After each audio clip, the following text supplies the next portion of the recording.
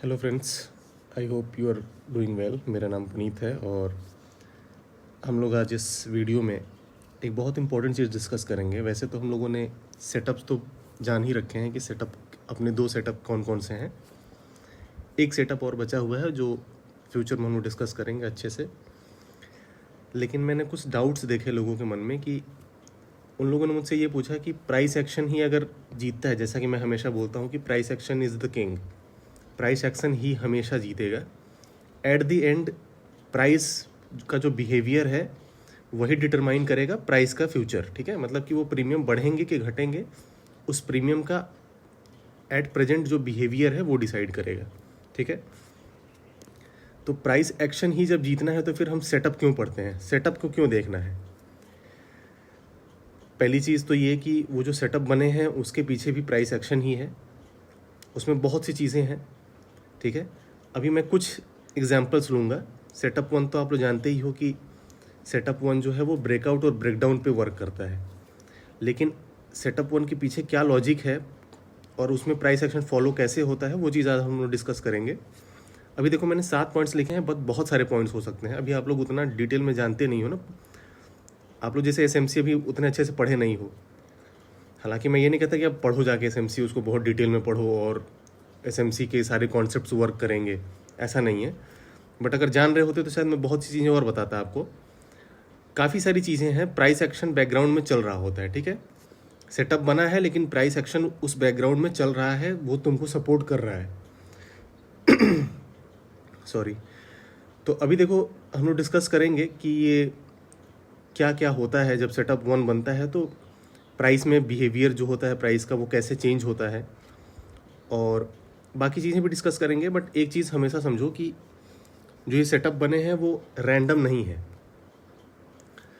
और बहुत से लोगों ने कहा कि अगर प्राइस एक्शन के बेस पे ही अगर ट्रेड लेना है तो फिर हम प्राइस एक्शन सीखते हैं, सेटअप की सीखने की क्या ज़रूरत है, मतलब सेटअप क्यों देखना, फिर प्राइस एक्शन सीख के उसके बेस पे ट्रेड लेते हैं।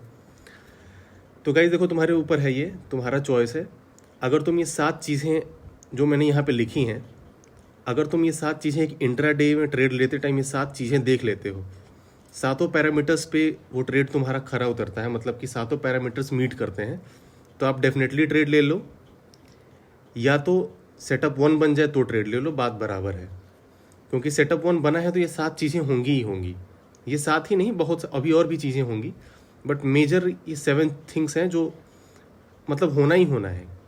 प्राइस अगर वो उस हिसाब से चेंज हो रहा है, जो प्राइस है अगर उसका प्रीमियम बढ़ रहा है, कोई स्ट्राइक प्राइस है मान लो, उसका प्रीमियम इंक्रीज कर रहा है, तो ये 7 चीज़ें होंगी। जैसे इंक्रीज्ड वॉल्यूम मैंने लिखा है, तो तुमको क्या लगता है कि वॉल्यूम, बिना वॉल्यूम के कोई प्रीमियम बढ़ सकता है क्या? वो तो डेफिनेटली वॉल्यूम होगा ना। और मैंने एक चीज़ आपको ये पहले बताई भी है कि जो जितने बड़े प्लेयर्स हैं वो सब कुछ कर सकते हैं, वो मैनिपुलेट कर सकते हैं पूरे मार्केट को। आपको दिखेगा कि हेड एंड शोल्डर पैटर्न बना है, मार्केट को गिरना चाहिए, बट वो गिर नहीं रहा है, ऊपर ही उठ रहा है।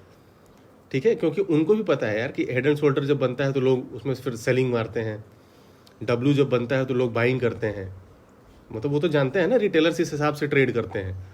तो मैनिपुलेट तो वो कर ही सकते हैं, स्टॉक को तो बहुत इजीली मैनिपुलेट कर सकते हैं, पैसा उनके पास बहुत है। निफ्टी को भी मतलब ठीक ठाक मैनिपुलेट कर सकते हैं वो। तो एक चीज़ समझो कि मैनिपुलेट तो वो डेफिनेटली कर सकते हैं, बट एक चीज़ जो है उसको छुपा नहीं सकते हैं, वो है उनकी वॉल्यूम। वॉल्यूम तो चार्ट पे दिखी जाएगी ना, वो सब कुछ छुपा सकते हैं, वॉल्यूम बस दिखेगा तुमको। तो अगर वॉल्यूम दिख रहा है तो एकदम बेफिक्र रहो कि मतलब एकदम इंश्योर्ड रहो ये चीज़ कि they have entered, they will run the market.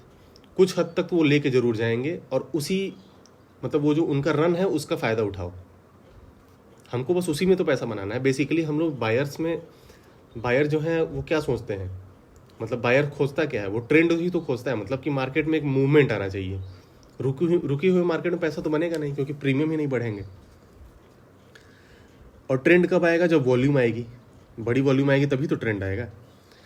अभी देखो, ये डाउट तो एकदम अपने मन में मत रखो कि जो सेटअप है वो कुछ मतलब जैसे वो रैंडम, समझ रहे हो कि नहीं, मतलब एक चार्ट का पैटर्न है बस, उसके पीछे रीज़न नहीं है, लॉजिक नहीं है, ऐसा नहीं है। उसके पीछे अच्छा खासा लॉजिक है, और वो लॉजिक बैक्ड है प्राइस एक्शन के द्वारा। ठीक है, प्राइस एक्शन तो होता ही होता है। अभी देखो क्या है कि सेटअप वन अभी मैं उसको डिटेल में तो मैंने वीडियो ऑलरेडी बना रखी है, वो लोग अगर वो वीडियो आप देखोगे तो मैंने कई कई चीज़ें उसमें बताई हैं कि ब्रेक जैसे सेटअप बनने के बाद भी कई बार ट्रेड नहीं लेना होता है।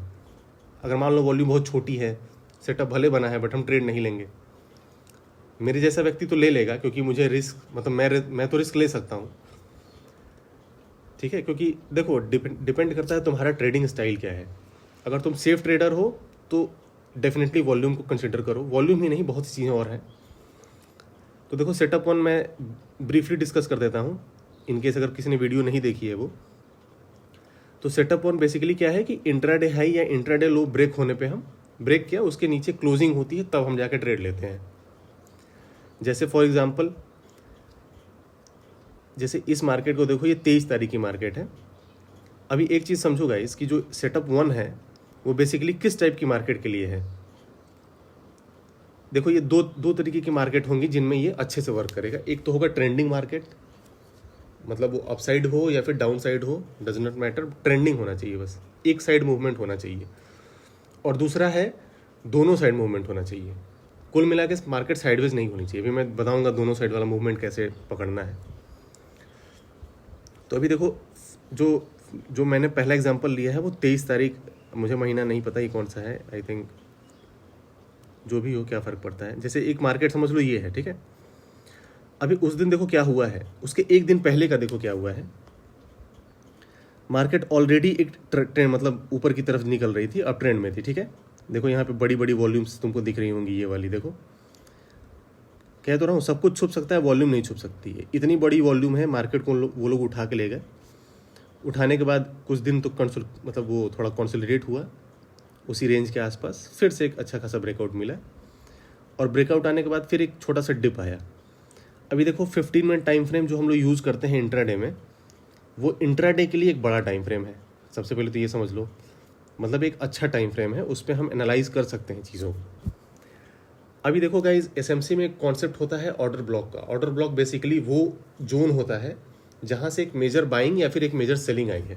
अभी मैंने ऑर्डर ब्लॉक की सब चीज़ें आपको बताया नहीं है, बट कहीं ना कहीं से आप लोग थोड़ा बहुत पढ़े जरूर होंगे।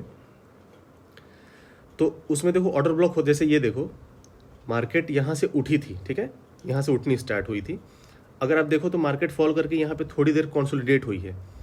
तो ऑर्डर ब्लॉक ये बोलता है कि जो लास्ट, जैसे मान लो बाइंग, जैसे जहाँ से मार्केट उठी है, उठने से पहले जो लास्ट रेड कैंडल होगी, जो बियरिश कैंडल होगी, वो हमारा ऑर्डर ब्लॉक होगा। तो अगर हम ऑर्डर ब्लॉक मार्क करेंगे तो वो कुछ ऐसे मार्क करेंगे इंक्लूडिंग द वीक, ठीक है। तो ये हमारा पूरा ऑर्डर ब्लॉक हो गया। मतलब इसका मतलब सिंपल है कि ये जो एरिया था यहाँ पे एक्सेसिव बाइंग हुई है, मतलब कि जो बड़े प्लेयर्स हैं वो यहीं पे घुसे हैं। यही एक पॉइंट है जहाँ पे उन लोगों ने अपना पैसा इन्वेस्ट किया है, ठीक है। अब यहाँ से फिर वो मार्केट को उठा के ले गए हैं। अभी आप देखोगे तो एक समय ऐसा आएगा, देखो अभी मार्केट वहाँ तक पहुँची नहीं है, बट एक समय ऐसा आएगा कि दोबारा से मार्केट यहाँ पे आएगी, ठीक है, क्योंकि एक बड़े टाइम फ्रेम पे एक मेजर बाइंग जोन है। तो दोबारा से मार्केट को यहाँ रिटर्न करना चाहिए, ठीक है, और रिटर्न करके हो सकता है फिर से उठे। यही तो मतलब बेसिकली इस एसएमसी में होता क्या है, लोग जो ऑर्डर ब्लॉक ट्रेड करते हैं वो इसी लॉजिक के हिसाब से ट्रेड करते हैं। बट अभी एसएमसी तो हम लोग पढ़ नहीं रहे हैं, कुछ पढ़ और ही रहे हैं, तो उसको उस पर डिस्कस करते हैं, ठीक है। तो ऑर्डर ब्लॉक जैसे ये हो गया। तो अभी देखो एक छोटा सा ऑर्डर ब्लॉक अपने पास ये भी है। जब मार्केट उठ रही थी, उठने के बाद पहला जो ठीक ठाक सेलिंग आया वो इस जोन से आया। अगर आप ये देखोगे तो ये 18 तारीख का चार्ट है। 18 को भी मार्केट ऊपर गई, फिर एक मेजर सेलिंग आई, मतलब बहुत बड़ी सेलिंग तो नहीं है ये, बट एक ठीक ठाक सेलिंग है। तो हमने एक ऑर्डर ब्लॉक दोबारा से ड्रॉ किया। तो ये कौन सा ऑर्डर ब्लॉक है, सेलिंग ऑर्डर ब्लॉक है, ठीक है। अगले दिन देखो मार्केट, अच्छा 22 को भी देखो थोड़ी देर उसी एरिया में कंसोलिडेट होती रही है। अच्छा 22 को देखो, थोड़ा अगर प्राइस बिहेवियर और अच्छे से समझो तो एक चीज़ नोटिस करो कि मार्केट फॉल करने के बाद 50 ईएमए पे सपोर्ट ली, ठीक है, 50 ईएमए पे इसने सपोर्ट लिया। अगर आप ट्रेंड लाइन ड्रॉ करो तो जो प्राइस का मूवमेंट है वो अपसाइड की तरफ है, ठीक है, ठीक है। दूसरी चीज़, तीसरी चीज़, अगर आप फिबोनाची ड्रॉ करना जानते हो तो अगर फिब ड्रॉ करोगे तो जो हमारा लास्ट स्विंग है 18th को देखो, 18th को ये है, 18th को नहीं 17th के लास्ट में देखो 3 बजे के आसपास एक अपना पिछला स्विंग ये है। अगर हम फिब ड्रॉ करते हैं तो आप क्या पा रहे हो कि ये जो गोल्डन एरिया है 0.5 0.6 का एरिया, मार्केट यहाँ से रिवर्स हुई है। देखो मल्टीपल कन्फर्मेशंस हैं हमारे पास। एक तो फिब सपोर्ट कर रहा है, दूसरा हमारा जो मूविंग एवरेज है 50 में वो सपोर्ट कर रहा है, और तीसरा जो प्राइस बिहेवियर है वो सपोर्ट कर रहा है कि markets are going to rally. ठीक है, मार्केट ऊपर जा सकते हैं, इसके बहुत चांसेस हैं। अगले दिन देखो क्या हुआ, इसको डिलीट कर देते हैं। 23 तारीख को देखो मार्केट जब खुली तो पहली ही कैंडल इतनी बड़ी बनी है कि ये जो पिछला सेलिंग ब्लॉक था, जो सेलिंग ऑर्डर ब्लॉक था, उसको उसने रिजेक्ट किया और एक बड़ी सी कैंडल बनाया। ठीक है, अभी देखो क्या है कि हम लोग सेटअप 1 के बेस पे क्या करते हैं कि हम लोग एक इंट्राडे हाई मार्क करते हैं। तो अगर हम एक इंट्राडे हाई मार्क करते तो बेसिकली हमारा इंट्राडे हाई, पहला इंट्राडे हाई ये होता, ठीक है, जिसके ऊपर इसने क्लोजिंग दे दी, इस कैंडल ने क्लोजिंग दे दी है, ये वाली कैंडल। ठीक है, अब देखो इसमें क्या है कि अगर हम ट्रेड लेते, जैसे हम ट्रेड इनिशिएट मान लो अगली कैंडल पर ट्रेड इनिशिएट करते, तो आप देखोगे कि ये करीब 53 पॉइंट्स नीचे आई है। 53 पॉइंट्स का तो हम एसएल रखेंगे नहीं, इतना बड़ा एसएल, तो हम पहले एक एसएल ले लेंगे, सिंपल सी बात है, एक एसएल हम उसको दे देंगे मार्केट को। अभी देखो कारण इस मतलब ये जो डीप रिट्रेसमेंट हुआ है उसके पीछे रीजन ये है कि ये जो कैंडल बनी है पहली वाली, ये बहुत बड़ी कैंडल बन गई है। ठीक है, ये जो ऑर्डर ब्लॉक था उसके ऊपर काफ़ी बड़ी कैंडल बन गई है, इसीलिए एक डीप रिट्रेसमेंट है ये। वैसे तो इस कैंडल के हिसाब से ये कुछ भी नहीं है अगर आप नोटिस करोगे अच्छे से तो इस कैंडल का 50% एरिया है ये, फिफ्थ ड्रॉ करोगे तो ये 50% एरिया है। बट स्टिल चलो हम रूल बेस्ड ट्रेडिंग करते हैं, तो हम क्या करते हैं कि यहाँ पे एक ट्रेड लेते तो पहले हो सकता है एसएल जाता, फिर हम अगला इंट्राडे हाई मार्क करते जो कि कोई कैंडल क्लोज नहीं कर पाई फिर एक अगला इंट्राडे हाई बनता, वहाँ पे फिर इस कैंडल ने क्लोजिंग दी है। अब देखो इस कैंडल ने क्लोजिंग दी तो क्या नोटिस कर रहे हो, इस कैंडल की वॉल्यूम को देखो, थोड़ा सा इधर कर देते हैं ताकि आपको दिखे जिस कैंडल ने ब्रेक दिया है, ब्रेकआउट किया है, उस कैंडल की वॉल्यूम को देखो। उस दिन की दूसरी सबसे बड़ी कैंडल है, पहली सबसे बड़ी कैंडल तो वही है जो इस मेजर सेलिंग ऑर्डर ब्लॉक के ऊपर क्लोजिंग दे रही है। उसके बाद इस कैंडल की जो वॉल्यूम है, ये वाली जिसने ब्रेकआउट दिया अपने इंट्राडे हाई को, उसकी वॉल्यूम जो है वो उस दिन की दूसरी सबसे बड़ी वॉल्यूम है। अगर आप नोटिस करो तो ये दूसरी सबसे बड़ी वॉल्यूम है। तो एक तो हमारे पास ये कन्फर्मेशन आया कि वॉल्यूम बहुत बड़ी है। फिर अगर आप देखो तो मैंने उसमें और भी चीज़ें मेंशन की हैं। देखो increasing size of candle, candle की साइज़ बढ़ेगी। ठीक है, कैंडल की साइज़ एक एक करके बढ़ती जाएगी। तो देखो अब हर जो ग्रीन कैंडल बन रही है, जो ब्रेकआउट दे रही है, उसकी जो साइज़ है वो बड़ी है। इंक्रीज्ड वॉल्यूम, मैंने वॉल्यूम दिखाई दिया कि वॉल्यूम जो है वो बढ़ेगा। मतलब पहले वॉल्यूम आप देखोगे, नोटिस करोगे कि जब वो कंसोलिडेशन फेज में था तो वो घट रहा होगा, फिर अचानक से जब ब्रेकआउट होगा तो एक वॉल्यूम, बड़ी सी वॉल्यूम आएगी और वॉल्यूम बढ़ जाएगा। तीसरा मैंने लिखा है कंसोलिडेशन एट इंट्राडे हाई और इंट्राडे लो। मोस्टली ये पाओगे कि जब भी इंट्राडे हाई कोई क्रिएट होगा, जैसे मान लो ये इंट्राडे हाई क्रिएट हुआ है, तो यह एक लंबे समय तक मार्केट ने टाइम स्पेंड किया है। स्पेंड करने के बाद एक ब्रेकआउट की कोशिश की, ब्रेकआउट सक्सेसफुल नहीं हो पाया, फेल हो गया, ब्रेक नहीं दे पाई, क्लोजिंग नहीं दे पाई उसके ऊपर। फिर आप आगे जाओगे तो एक कैंडल बनी और उसके ऊपर उसने अच्छे से क्लोजिंग दी है मोस्टली। लेकिन आप ये पाओगे कि इंट्राडे हाई जब भी बनेंगे, जैसे अब देखो अगला इंट्राडे, मान लो कोई यहाँ ट्रेड मिस कर जाता तो उसके लिए अगला इंट्राडे हाई तो ये वाला हो गया ना। तो आप देखो इस इंट्राडे हाई के पास भी मार्केट कंसोलिडेट हुई है, फिर एक ब्रेकआउट दी है।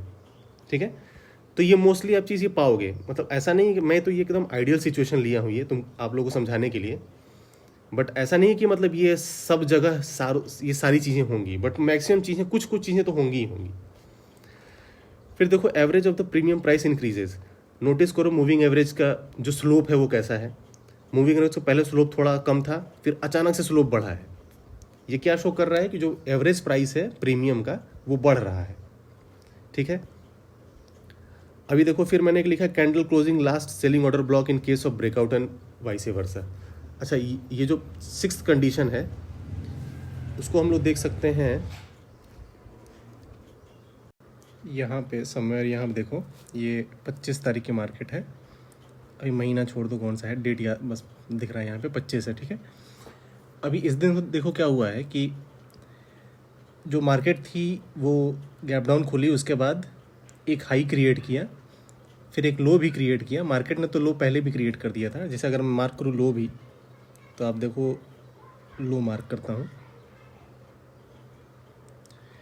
तो ये उस दिन का इंट्राडे लो था और ये वाला जो है हमने मार्क जो किया वो हाई था। उसके अगर आप देखोगे तो हाई के ऊपर एक कैंडल ने क्लोजिंग दी थी और एग्जैक्ट मतलब अच्छी क्लोजिंग थी, एग्जैक्ट उसके ऊपर उसने क्लोज़ किया। यहाँ से हम लोग एक ट्रेड बना सकते थे, एक बढ़िया ट्रेड बन जाता। बट अभी छोड़ो वो सब ट्रेडिंग, मतलब ट्रेड वरेड वो सब छोड़ देते हैं।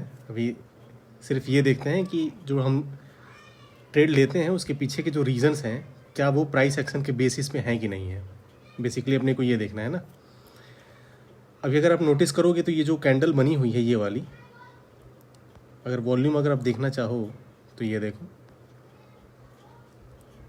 जिस कैंडल ने ब्रेक दिया उसकी ये वॉल्यूम है, ठीक है, और उसकी अगली कैंडल जो है ये है। तो अगर आप पिछली इस वाली कैंडल पे वॉल्यूम देखोगे थोड़ा कम है, तो कन्फर्मेशन अगर तुमको नहीं मिल पा रहा है तो अगले कैंडल के लिए वेट कर लो। नेक्स्ट कैंडल पे तो ये कंफर्म था कि मार्केट ऊपर जाने वाली है, तो अगले नेक्स्ट कैंडल पे अगर आप एंट्री बनाते तब भी एक अच्छा खासा ट्रेड मिल जाता। अभी देखो गाइज, जो 6th कंडीशन मैंने लिखी थी ना, कैंडल क्लोजिंग अब last selling order block in case of breakout and vice versa. और फिर लिखा था कि last resistance will turn into support in case of breakout and vice versa, ठीक है। अभी देखो इसका मतलब सिंपल है, जैसे ये तो हमारा इंट्राडे हाई हो गया। अगर मैं मार्क करता जो हमारा ऑर्डर ब्लॉक है, सेलिंग ऑर्डर ब्लॉक, अगर मुझे वो मार्क करना हो तो मैं कुछ ऐसे मार्क करूँगा। मैंने क्या बताया था कि जब मार्केट फॉल कर रही है, देखो ऑर्डर ब्लॉक ड्रॉ करने के 3 तरीके होते हैं।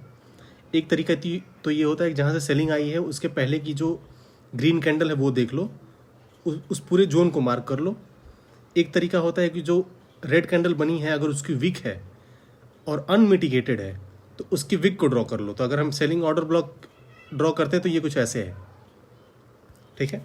मतलब यहाँ से एक अच्छी सेलिंग आई थी, अगर आप नोटिस करोगे तो ये सेलिंग छोटी नहीं है। जैसे अगर मैं यहाँ से दिखाऊँ आपको तो ये सेलिंग करीब 178 पॉइंट की है निफ्टी में, जो कि एक मतलब ऑलमोस्ट 1% के आसपास है। अभी इस सेलिंग को इस कैंडल ने कंप्लीटली मतलब नेगलेक्ट कर दिया है। अब चलो एक एग्जांपल लेते हैं। चलो ग्रुप में जो हमारे साथ लोग जुड़े हैं हम लोग उनका ही एग्जांपल लेते हैं, ठीक है। और थोड़ा ध्यान से सुनना, थोड़ी साइकोलॉजी पे हम लोग डिस्कशन करेंगे, थोड़ा इंटरेस्टिंग है ये। अभी देखो ग्रुप में मैं देख लूँ, जैसे ग्रुप में हमारे साथ अभी 36 मेंबर्स हैं, तो चलो मैं नाम दे देता हूँ। एक है मनप्रीत जी, ठीक है, एक है तरुण, एक मान ठाकुर, ठीक है। तो मनप्रीत हो गए, तरुण हो गए, मान ठाकुर हो गए, और एक और हम लोग ले लेते हैं राहुल, ठीक है। चलो 4 लोग हमारे पास मिल गए। राहुल है, मनप्रीत है, मान ठाकुर और तरुण। अब चलो ऐसा समझो कि जो तरुण है और जो मनप्रीत हैं वो सेलर्स हैं। बेसिकली उन लोगों ने यहाँ पे जो है सेलिंग कर रखी है। जैसे इस कैंडल को देख के उन्होंने अगली कैंडल पे एक सेलिंग का ट्रेड बना रखा है। चलो तो यहाँ से एक सेलिंग का ट्रेड हम लोग इनिशिएट कर देते हैं और स्टॉप लॉस कुछ ऐसे रख देते हैं। अभी वो सब मत देखना कि 50 पॉइंट के स्टॉप लॉस है, बस समझाने के लिए बता रहा हूँ। तो मनप्रीत जी और तरुण ने जो है एक सेलिंग का ट्रेड बनाया है। अभी देखो जब उन लोगों ने सेलिंग का ट्रेड बनाया तो उनको अच्छा खासा प्रॉफिट हो रहा होगा। इधर मार्केट गिर रही थी, खूब प्रॉफिट हुआ होगा, यहाँ तक वो बहुत खुश हुए होंगे। और अचानक से जब मार्केट में ये वीक बनी होगी, मतलब काफ़ी निराश हो गए होंगे। हुआ क्या होगा, क्योंकि 15,000 का जो प्रॉफिट जो दिख रहा था उनको, जस्ट इमेजिन कर लो कि 15,000 का प्रॉफिट हो रहा था, तो वो 15,000 का प्रॉफिट अब घट के हो चुका होगा 10,000 रुपये। गाइस देखो ये साइकोलॉजी तुम खुद से भी अप्लाई कर सकते हो। मान लो कि तुम ही हो, तुमने सेलिंग किया है, तुमको एक बड़ा प्रॉफिट दिखा, फिर अचानक से ये वीक बनी और तुम्हारा जो प्रॉफिट है वो कम हो गया। अभी खुद बताओ कि जो मनप्रीत जी हैं या फिर तरुण ने जो सेलिंग कर रखी है उसमें क्या हुआ कि मनप्रीत जी जो थे यहाँ तक मार्केट पहुँची, उनको प्रॉफिट अच्छा खासा दिखा तो उन्होंने यहाँ पे बुकिंग कर ली, ठीक है। चलो उन्होंने तो बुक कर लिया है क्योंकि वो इंट्राडे ट्रेडिंग में उनका जो टारगेट था वो अचीव हो गया। वो बहुत बड़ा टारगेट नहीं रखते थे, अच्छा खासा प्रॉफिट दिख गया उनको, उन्होंने ले लिया। लेकिन तरुण जो है वो होल्ड करने वाले ट्रेडर है, मतलब कि वो ट्रेड्स को लंबा होल्ड करते हैं, बड़े प्रॉफिट के लिए देखते हैं। तो तरुण क्या करेंगे, वेट करेंगे। अब मार्केट जब यहाँ आ गई है तो आप सोचो तरुण भी यही सोच रहे होंगे ना कि मतलब अच्छा खासा प्रॉफिट था, अगर मैं बुक कर लेता तो मतलब अच्छा होता। बट यहाँ आने के बाद भी उनके दिमाग में ये रहेगा कि चलो अच्छा एक कैंडल और देख लेते हैं, अगर ये नीचे जाती है तो बुक कर लेंगे। अब अगली जो कैंडल बनी वो पूरी की पूरी इस सेलिंग कैंडल को खा चुकी है, मतलब प्रॉफिट तो पूरा जा चुका है, प्रॉफिट कुछ बचा नहीं अब। यहाँ पे भी अब उनको क्या चाहिए था कि अब यहाँ पे उनको बुक करना चाहिए था। ठीक है, साइकोलॉजी देखो ऐसी ही होती है। जैसे हम लोग, जैसे मैं भी जब ट्रेडिंग करता था शुरू में, तो यही तो होता था, एक बार अगर प्रॉफिट दिख गया तो फिर वो लालच जो है वो इतना हावी था कि फिर एग्जिट नहीं कर पाते थे लॉस में। जैसे छोटा सा लॉस हो गया तो एग्जिट करके निकल जाओ, क्योंकि मार्केट जो है, ऐसे सोचो कि 15,000 का जो प्रॉफिट हुआ है वो भी तो भाई तुम्हारे ही पैसे थे ना, तुमने कमाए थे ना 1500 रिस्क लगा के, खुद रिस्क किया था, कुछ पैसे अपने रिस्क किए थे, तब तो 15,000 रुपये मिले थे। मनप्रीत जी ने तो बुक कर लिए, लेकिन जो तरुण थे वो यहाँ तक होल्ड किए, और उसके बाद उनको जो 15,000 का प्रॉफिट था वो तो गया ही गया, 1,000 रुपये का लॉस दिख रहा है, बट वो अभी काट नहीं रहे हैं। ठीक है, फिर कुछ देर मार्केट जो है डाउन साइड की तरफ आई, फिर से उनका मनोबल थोड़ा वो हुआ कि मार्केट जो है अभी प्रॉफिट दे सकती है। अच्छा, यहाँ आने के बाद उनको 15,000 का प्रॉफिट नहीं दिख रहा होगा इस जोन पे डेफिनेटली, क्योंकि इसमें और इसमें तो काफ़ी दूरी है ना। तो यहाँ उनको प्रॉफिट नहीं दिखेगा तो वो क्या करेंगे, वो कहेंगे थोड़ा सा और वेट करते हैं फिर प्रॉफिट बुकिंग करेंगे। लेकिन एक कैंडल जो ये वाली बनी ना, इनका मतलब इनका जो सारा कॉन्फिडेंस है वो हिला देगी। इसकी विक देखो, इनके एसएल तक छू चुकी है, ये मतलब एसएल हिट नहीं किया है बट उस जोन में पहुंच चुकी है। और उसके बाद back to back green candles, और फिर अल्टीमेटली ये एसएल लेके, अच्छा एसएल लेके भी बाहर आ जाए तो बहुत अच्छी बात है। कुछ ट्रेडर्स ऐसे भी होते हैं जो एसएल नहीं दे पाते हैं, और शायद इस कैंडल में भी वो बैठे रहेंगे और एक बड़ा सा लॉस लेके बैठ जाएंगे। ठीक है, अब ऐसे सोचो कि मनप्रीत जी ने तो बुकिंग कर ली, तरुण ने स्टॉप लॉस पे अपना एग्जिट कर लिया, अब उन्होंने अपना लॉस दे दिया। अभी दो लोग और थे हमारे पास, मान ठाकुर। ठीक है, तो मान जी हैं और दूसरे थे राहुल। ठीक है, अभी देखो मान ठाकुर का क्या है कि वो थोड़े सेफ ट्रेडर हैं, तो वो क्या करेंगे, वो बोलेंगे कि इस जोन के ऊपर क्लोजिंग देने दो कैंडल को, फिर हम बाइंग करेंगे। अभी इसको हटा देते हैं। क्यों? क्योंकि यहाँ पे तो सेलर्स बैठे हैं, जैसे कि मनप्रीत जी थे, उन्होंने तो यहाँ पे कहीं अपनी बुकिंग कर ली थी, लेकिन जो तरुण थे वो तो बैठे ही थे ना। अब जब इस कैंडल क्लोज हुई होगी तब जाके तरुण ने अपनी बुकिंग की होगी। तो ऐसे सोचो कि तरुण को ऐसे मान के चलो कि जो सेलर्स की जो जमात है ना, मतलब इतने सारे जो सेलर्स हैं वो सब इसी साइकोलॉजी पे तो काम कर रहे होंगे। जो तरुण जी ने सोचा पूरे मार्केट में, एग्जैक्टली सेम सिचुएशन तो बाकी सब सेलर भी सोच रहे होंगे ना। तुम खुद इमेजिन करो कि तुम ट्रेड लेते तो तुम्हारे दिमाग में क्या ये चीज़ नहीं होती? एग्जैक्ट यही साइकोलॉजी होती। तो जब यहाँ पे जो यहाँ वाले सेलर्स हैं, जब इस कैंडल को बनते हुए देखेंगे तो उनके दिमाग में सिर्फ यही आएगा कि ट्रेड को क्लोज करो और यहाँ से निकल लो। ठीक है, तो वो ट्रेड क्लोज करेंगे। उस क्लोजिंग के चक्कर में जो बायर्स हैं, बायर तो ऑलरेडी घुसेंगे, क्योंकि उनको पता है कि इस जोन के ऊपर ऑलरेडी हमें क्लोजिंग मिल गई है, तो बाइंग तो वैसे भी होनी है। और दूसरी चीज़, जिन लोगों ने सेलिंग की थी वो तो मतलब अपना पोजीशन काट ही चुके होंगे। तो राहुल जी को एक अपॉर्चुनिटी मिली, मान ठाकुर को भी एक अपॉर्चुनिटी मिली, उन्होंने तुरंत ट्रेड बनाया यहाँ पे एक लॉन्ग पोजीशन। ठीक है, अब उन्होंने लॉन्ग पोजीशन बनाया और अपना जो एसएल रखा वो हमेशा की तरह लॉजिकल एक जो सेलिंग जोन था उसमें उसके नीचे रखा है। अभी इसमें क्या होगा कि इसमें मान लो कि एक लोग हैं, जैसे राहुल जी हैं मान लो, तो वो क्या है कि वो सेफ ट्रेडर हैं, वो उनको लगता है कि एक प्रॉफिट हो गया, जैसे ये कैंडल जब बनेगी बड़ी वाली तो वो कहीं पे बुकिंग कर लेंगे इधर। ठीक है, और जो दूसरे हैं मान ठाकुर, वो क्या करेंगे, वो पोजिशनल ट्रेडर हैं, तो वो अपना प्रॉफिट ट्रेल करेंगे, वो थोड़ा वेट करेंगे कि कुछ बड़ा प्रॉफिट मिल जाए। ठीक है, तो ऐसे देखो पूरा सेलर और बायर का पूरा गेम चलता रहता है। ठीक है, और एक चीज़ नोटिस करो कि यहाँ वाली जो वॉल्यूम इतनी बड़ी क्यों है, ये वाली वॉल्यूम या फिर ये वाली वॉल्यूम, ये तो चलो अपनी प्रॉफिट कैंडल ही है, इस वॉल्यूम पे अगर हम ट्रेड लेते तो इतनी बड़ी क्यों है? क्योंकि एक तो यहाँ वाले सेलर्स जो थे उन लोगों ने एग्जिट किया होगा तो उनके बाइंग ऑर्डर प्लेस हुए होंगे, और दूसरी चीज़ नए बायर्स जुड़े होंगे तो इनकी वॉल्यूम तगड़ी है। ठीक है, और बड़े प्लेयर्स बिना घुसे तो ये मतलब ये ब्रेकआउट आने से रहा, वो डेफिनेटली इसमें आए तो होंगे ही होंगे। ठीक है, तो ये देखो साइकोलॉजी होती है कि मार्केट में ऐसे ही ये चीज़ वर्क करती है। तो जो मैंने प्राइस एक्शन बताया, मैंने आपको एक्सप्लेन करने की कोशिश की, कुछ 7 पॉइंट्स थे, वो सातों पॉइंट जो है वो एप्लीकेबल हैं, वो प्राइस एक्शन के बेस पे ही वो सारे ट्रेड हम लोग लेते हैं। ठीक है, और जो सेटअप बनता है उस सेटअप के पीछे प्राइस एक्शन बैकग्राउंड में चल रहा होता है, वो अपना रोल निभा रहा होता है।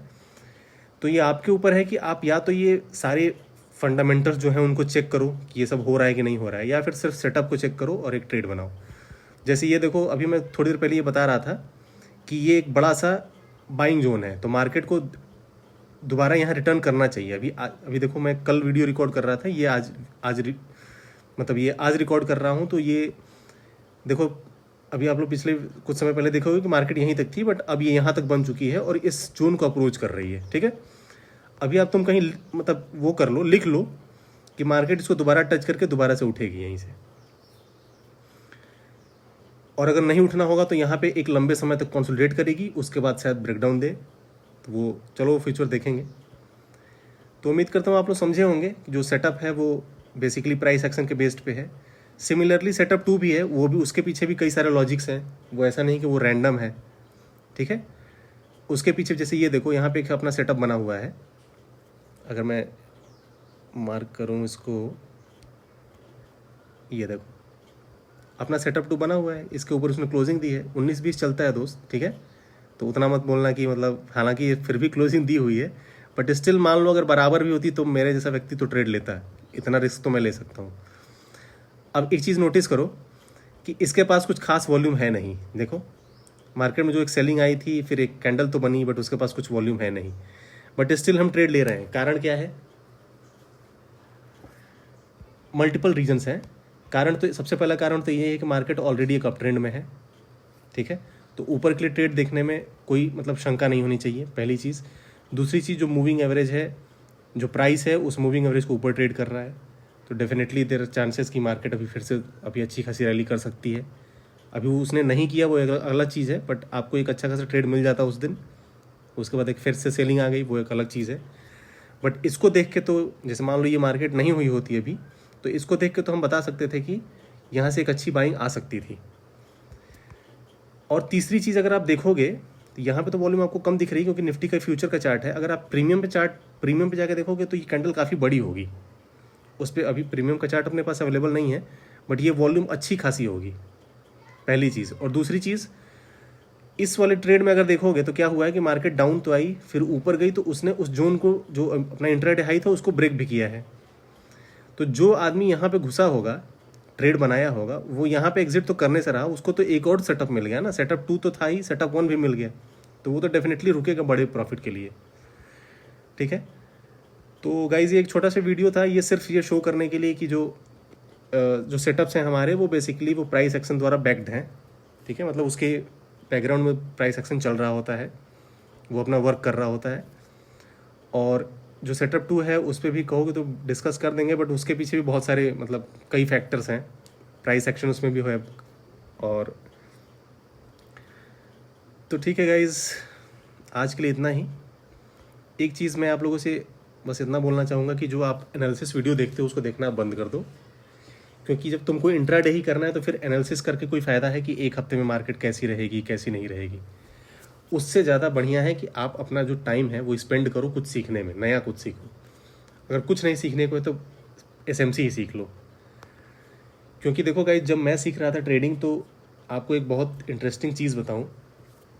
अच्छा, एक चीज़, चलो उस बताने से पहले मैं एक इंडिकेटर लगा के दिखाता हूँ। आपने एक फेमस इंडिकेटर सुना होगा, MACD। चलो मैं इसको लगाता हूँ। एक आपने सुना होगा, एक RSI करके इंडिकेटर होता है, रिलेटिव स्ट्रेंथ इंडेक्स। अभी देखो अपना सेटअप कहाँ बना था, यहाँ बना हुआ है। ठीक है, ठीक है। अब इधर देखो क्या MACD जो है, उसने MACD ने यहाँ पे कट किया है, और उसका जो स्लोप है वो इंक्रीजिंग है। ठीक है, ये भी सिग्नल दे रहा है ट्रेड लेने का। ठीक है, RSI को देखो, RSI भी, ये वाला जो लाइन आप देख रहे हो, ये वाली जो लाइन है, ये 70 है, मतलब कि ओवर सोल्ड रीजन है इसके ऊपर, और इसके नीचे ओवर बॉट रीजन है। बट स्टिल आप देखो तो ये जो इंडिकेटर है उस हिसाब से तो आप देखोगे तो ओवर सोल्ड एरिया है मार्केट को, तो मतलब अब यहाँ से डाउन की तरफ आना चाहिए। बट आप देखो इस चीज़ को कि मार्केट ऑलरेडी ऊपर की तरफ जा रही है। ठीक है, इसका मतलब इंडिकेटर्स जो हैं वो लैगिंग है, वो एक्चुअली में रियल फिगर नहीं दिखाते हैं। इंडिकेटर्स सिर्फ आपकी मेंटलिटी को सपोर्ट करने के लिए हैं। अगर आपको इंडिकेटर के बेस पे ट्रेड लेना है तो हमारी एडवाइस है आप मत लेना। इंडिकेटर्स हमेशा आपको पीछे ही रखेंगे। ठीक है, और आप लोग तो देखते हो कि मैं कोई इंडिकेटर यूज़ भी नहीं करता हूँ। और एक बहुत इंटरेस्टिंग चीज़ बताऊँ तो, जिससे मैंने ट्रेडिंग सीखी थी उसने मुझे 4 महीने इंडिकेटर्स पढ़ाए थे। मैंने सारे इंडिकेटर्स पढ़े हुए हैं, सबसे अच्छा तरीका है इंडिकेटर पढ़ने का, उसके पीछे का लॉजिक जानो कि वो इंडिकेटर बना कैसे है, मतलब क्या क्या चीज़ें उसमें यूज़ हुई हैं। तुम ये पाओगे कि सब इंडिकेटर में मूविंग एवरेज कहीं ना कहीं घुसा हुआ है, मतलब प्राइस का एवरेज जो है वो कहीं ना कहीं वहाँ पे प्रेजेंट है। तो उससे बढ़िया है, इंडिकेटर लगाने से अच्छा है तुम मूविंग एवरेज लगा लो। मूविंग एवरेज से बढ़िया क्या है, एवरेज तो वो दिखाई दे रहा है ना, उसके बेस पे आप ट्रेड ले लो। और दूसरी चीज़, एक चीज़ और कहना चाहूँगा गाइस, कि जो आप ट्रेड लेते हो वो सिर्फ कोशिश किया करो कि मल्टीपल कन्फर्मेशन हो, सिर्फ एक चीज़ को देख के ट्रेड मत लिया करो।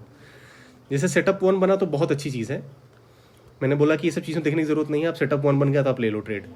लेकिन मान लो सेटअप नहीं बना है, बट आपको लग रहा है कि मार्केट जो है ऊपर जाएगी या फिर नीचे जाएगी, तो आप कोशिश करो कि मल्टीपल कन्फर्मेशंस मिले, तब जाके एक ट्रेड लो, ठीक है। बाकी मैं तो रूल बेस्ड ट्रेडिंग करता हूँ, सेटअप नहीं बनता तो ट्रेड नहीं करता हूँ, सिंपल सी बात है।